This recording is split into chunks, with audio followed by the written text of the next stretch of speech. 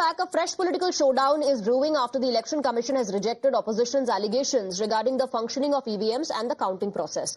Shortly after, poll body said there is no mismatch in VVPAT slips and EVM numbers in Maharashtra polls. The INDI bloc has decided to approach the Supreme Court over alleged tampering of VVPAT and EVM machines during the Maharashtra polls. A key meeting took place at Sharad Pawar's residence yesterday to discuss the further strategies. आदरणीय पवार साहब थे, आदरणीय अरविंद जी केजरीवाल से, आदरणीय अभिषेक जी मनु सिंघवी साहब थे और महाराष्ट्र के जो ईवीएम के द्वारा हारे हुए उम्मीदवार वो सारे थे। सुप्रीम कोर्ट में अपीयर करेंगे। डेटा तुरंत इरेज करके सिर्फ मॉकपोल करने का जो फैसला लिया है उसके खिलाफ हम जा रहे हैं। मशीन जिन एरिया में एमवीए या इंडिया फ्रंट को ज्यादा वोट मिल सकते वो मशीन स्लो करवाने के आदेश दिए गए थे, उसकी रिकॉर्डिंग हमारे पास है, वो लेकर हम लोग जा रहे हैं। केजरीवाल जी ने भी उनको ये 3 दिन पहले एक्सपीरियंस आया, तो भी इलेक्शन कमीशन बीजेपी के इशारों पे नाच रही।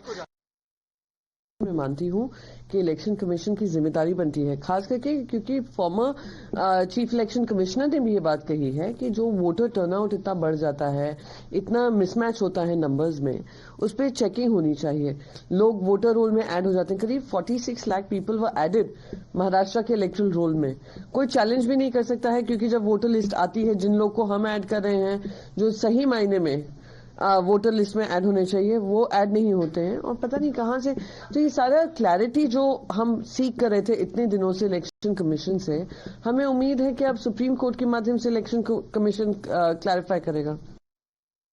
While leaders of the opposition are saying they have no faith in the poll body and EVMs, BJP and Shiv Sena leaders have hit back, saying that opposition is only raking up such issues to hide their failures. Listen into the war efforts.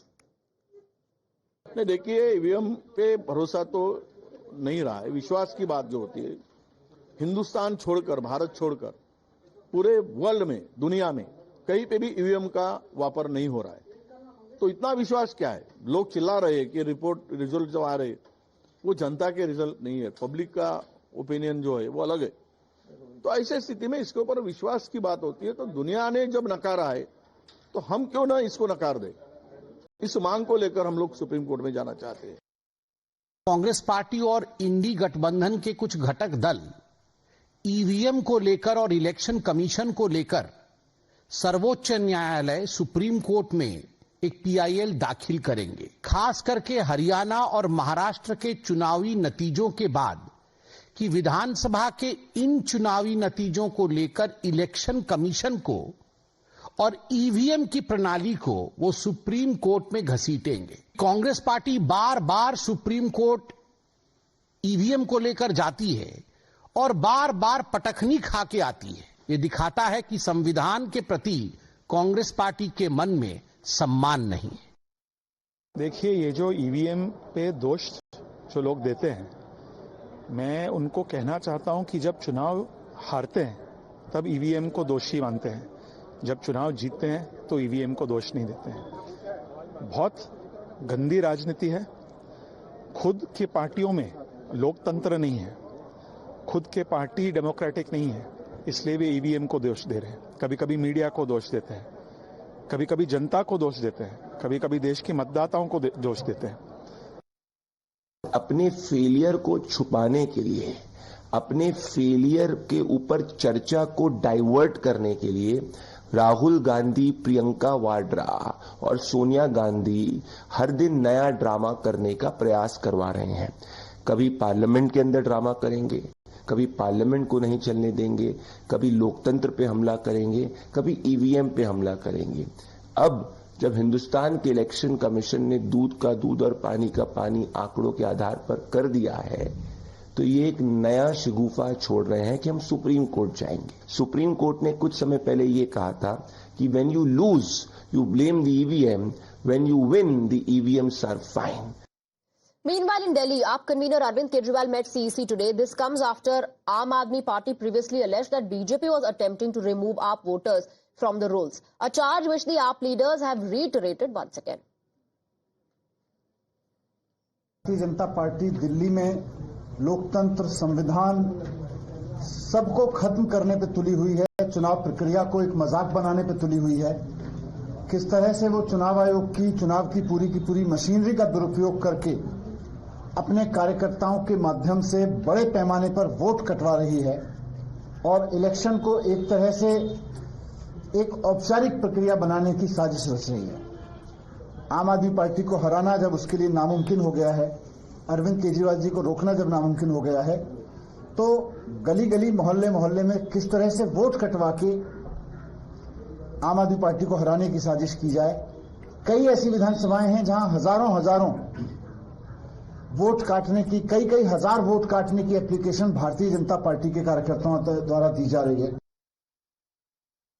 चुनाव आयोग के मतदाता सूची प्रकाशित हो गई, उसके बाद इतनी बड़ी तादाद में इन 7 विधानसभाओं में वोट काटने के लिए आवेदन पत्र आए। जब ये देखा गया कि कितने आवेदन पत्र आए तो पता लगा इन 7 विधानसभाओं में कुल 22,649 22,649 एप्लीकेशंस इन 7 विधानसभाओं में आई हैं। कौन है वो शख्स या कौन है वो लोगों का समूह जो इतनी बड़ी तादाद में वोट कटवाना चाहता है मतदाताओं के? तो ये पाया कि इनमें से कई सारे ऑब्जेक्टर्स यानी कि आपत्तिकर्ता कहीं ना कहीं बीजेपी से जुड़े हुए हैं। We have some breaking inputs coming in after holding meeting with the CEC. Arvind Kejriwal has cited 3,000-page evidence, and Arvind Kejriwal has once again leveled the allegation that the Bharatiya Janata Party is conspiring to cut votes.